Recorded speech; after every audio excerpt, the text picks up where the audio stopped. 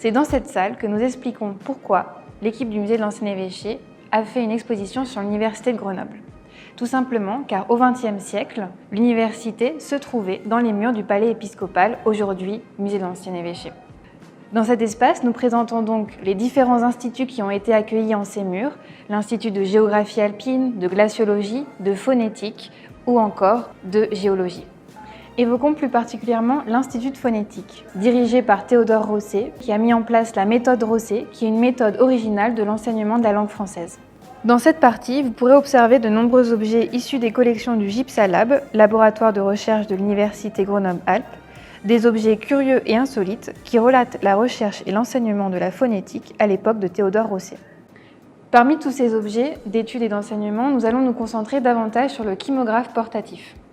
La réalisation du tout premier kymographe remonte à 1847 par le médecin anatomiste et physiologiste allemand Karl Ludwig.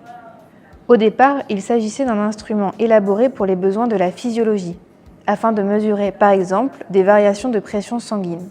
Puis, le dispositif a été adapté au domaine de la physique, de la météorologie et donc de la phonétique expérimentale.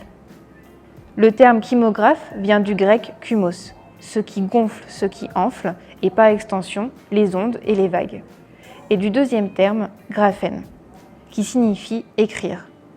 En réalité, lors de l'émission d'un son, le kymographe dessine une courbe qui rend compte de la position de la langue au sein du palais, ainsi que de l'intensité avec laquelle le son est prononcé.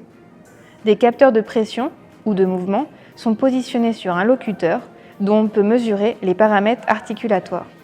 Il est alors possible de mesurer simultanément l'ouverture des lèvres, les vibrations laryngées et la pression d'air nasal. L'avantage de ce kymographe, c'est qu'il est portatif. Il peut être ainsi transporté sur le terrain pour faire ses relevés de données et étudier les différents dialectes des Alpes.